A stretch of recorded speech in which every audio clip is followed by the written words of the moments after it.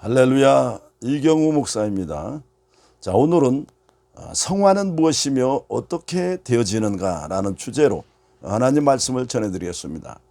구원은 중생, 성화, 영화의 단계를 거치면서 완성됩니다. 그렇다고 성화가 되지 않았다고 구원을 받지 못하는 것은 아닙니다. 구원은 중생으로 받지만 중생으로 얻은 새 생명을 성화를 통해서 성장시켜서 하나님의 영광을 나타내고 하나님이 기뻐하시는 성숙한 삶을 살게 되는 것입니다. 예수님을 영접한 사람은 하나님의 생명인 새 생명으로 거듭나서 곧 중생에서 새 사람이 됩니다. 하나님의 생명인 새 생명 안에는 하나님의 고유한 성품이 있습니다.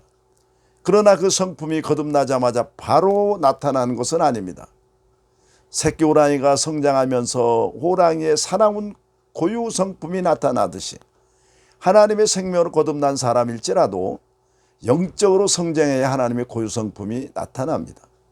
이와 같이 하나님의 생명으로 거듭난 사람이 영적으로 성장해서 삶 속에서 하나님의 성품이 나타나는 것을 성화라고 합니다. 그리고 영화는 주님 재림 시에 부활하여 신령한 몸을 입는 것입니다. 자, 중생과 영화는 사람의 의지와는 전혀 관계없이 100% 하나님의 주권과 예정하심에 따라서 성령에 의해서 이루어집니다. 물론 성화도 성령에 의해서 이루어지지만 성화는 거듭난 사람이 하나님을 간절히 찾고 하나님의 사랑과 은혜를 사모하는 사람에게 믿음을 주셔서 그 믿음을 통해서 성령께서 이루어 주십니다. 자, 그러면은 하나님의 어떤 성품이 성화를 통해서 나타날까요? 베드로전서 1장 16절에 기록되었을 때 내가 거룩하니 너희도 거룩할지어다. 하나님의 생명을 가졌으니 하나님 성품과 같이 거룩하라는 것입니다. 빌립보서 2장 5절에 너희 안에 이 마음을 품으라 곧 그리스도 예수의 마음이니. 거듭난 성도는 예수 생명을 가지고 있으니 예수님 마음을 가지고 생활에 나타내라는 것입니다. 에베소서 4장 22절 23절에 너희는 유혹의 욕심을 따라서 거져가는 구습을 따르는 옛사람을 벗어버리고 오직 너희의 성령이 새롭게 되어 심령이 새롭게 되어 하나님을 따라 의와 진리의 거룩함으로 지으심을 받은 새 사람을 입으라. 새 생명으로 거듭난 사람은 하나님의 고유 성품인 의로움과 거룩함이 나타나는 새 사람으로 살라는 것입니다. 이와 같이 성화는 하나님 생명으로 거듭난 사람이 하나님 고유한 성품인 의로움과 거룩함으로 사라지는 것을 말합니다. 의는 죄와 반대되는 개념인데 하나님의 고유한 성품입니다. 그러나 사탄의 본성은 의의 반대인 죄입니다. 그러므로 성화가 되어진 만큼 죄에서 멀어지게 되고 하나님 말씀대로 사라지게 되는 것입니다. 그리고 성화되는 만큼 거룩해집니다. 거룩은 세속된 삶과 구별된다는 뜻입니다. 로마서 8장 5절에 육신을 쫓는 자는 육신의 일을, 영을 쫓는 자는 영의 일을 생각하나니. 거룩은 육신을 쫓는 삶에서 구별되어 영을 쫓는 삶을 말합니다. 그러면 성화는 어떻게 이루어질까요? 에베소서 4장 20절에 유혹의 욕심을 따라 썩어져가는 구습을 따른 옛사람을 벗어버리고 새 사람을 입으라고 했습니다. 성화는 옛사람을 버리고 새 사람으로 사는 것을 말합니다. 그러므로 우리가 성화되기 위해서는 먼저 옛사람이 어떤 사람인지 알아야 합니다. 유혹의 욕심을 따라 썩어져가는 구습을 따르는 옛사람은 죄로 타락한 아담의 후손으로 살아가는 것을 말합니다. 첫인간 아담은 하나님께 불순종함으로 두 가지 심판을 받았습니다. 첫째는 하나님의 말씀을 지키지 못한 그 죄값으로 사망이 왔습니다. 하나님의 영으로 창조된 아담은 하나님께 불순종하자 영이 죽고 육도 사망에 이르게 된 것입니다. 두 번째는 하나님께 불순종하고 사탄의 말을 듣고 받아들일 때 사탄의 본성이 들어왔습니다.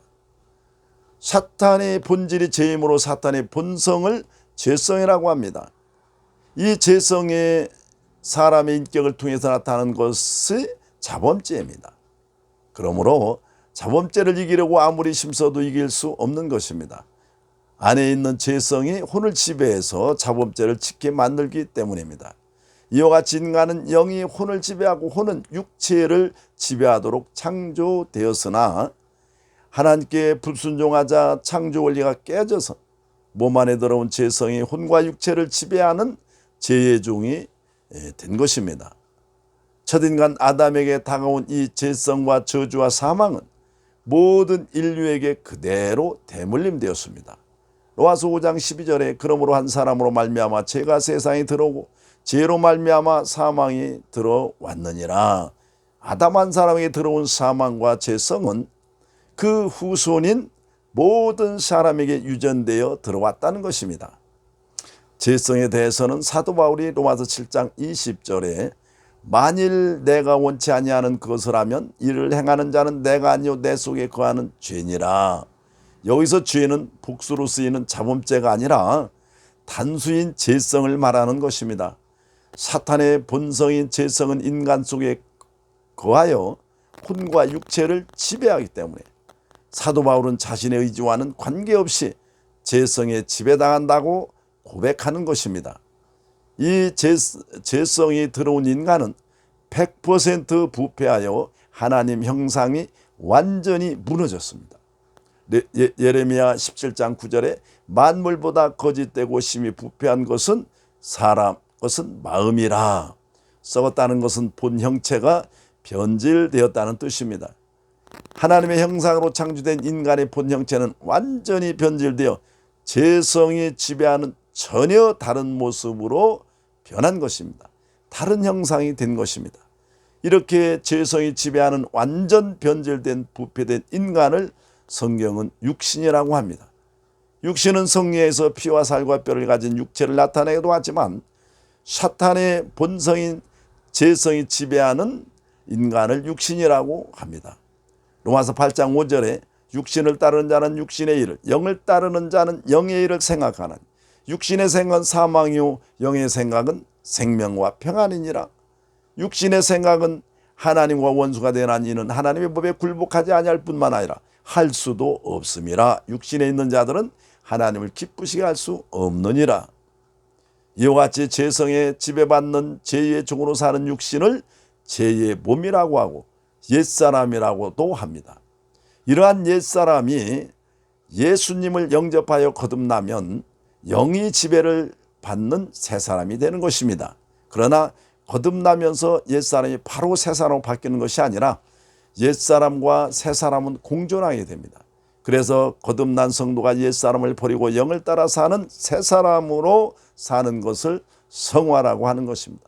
그러면 성도가 어떻게 옛사람을 버리고 영을 따라 사는 새사람으로 살 수 있을까요?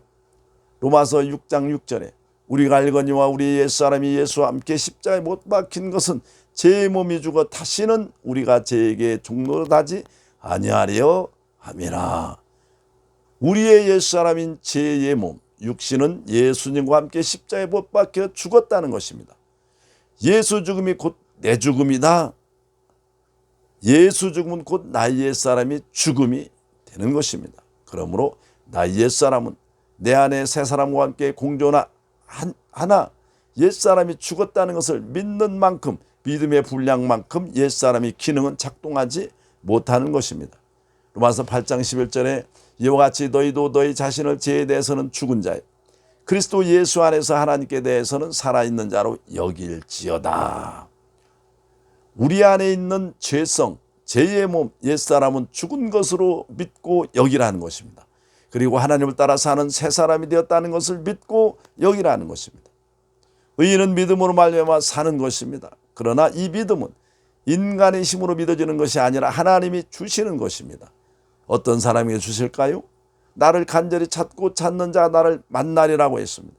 새 사람으로 살기를 간절히 사모하는 사람에게 믿음을 주시는 것입니다. 사모하는 사람은 자신의 신앙을 고백할 때 가장 간절해집니다. 요한복음 15장 7절에 너희가 내 안에 거하고 내 말이 너희 안에 거하면 무엇이든지 원하는 대로 구하라 그래야만 이루리라. 말씀이 우리 안에 거하려면 말씀을 묵상하고 고백해야 합니다.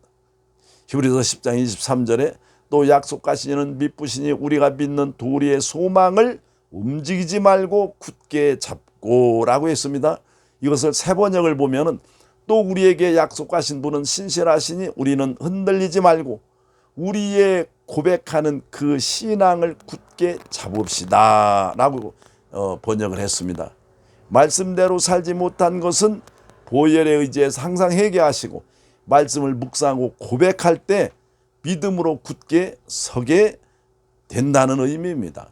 그러므로 죄에게 종노릇하는 죄의 몸, 육신으로 움직이는 옛사람을 벗어버리고 새사람을 살려면 로마서 6장 6절에서 나의 죄의 몸 옛사람은 죽고 새사람으로 거듭났음을 믿습니다 라고 고백하고 또 고백할 때 성령께서 함께 하심으로 죄의 몸인 옛사람은 죽고 새사람 안에 있는 새 생명의 역사가 나타나는 것입니다. 사도 바울은 로마서 6장 6절을 깨닫고 결국 성화에 이르러 갈라디아서 3장 20절에서 2장 20절에서 내가 그리스도와 함께 십자가에 못 박혔나니 그런즉 이제는 내가 사는 것이 아니 오직 내 안에 그리스도께서 사시는 것이라 라고 고백을 했던 것입니다.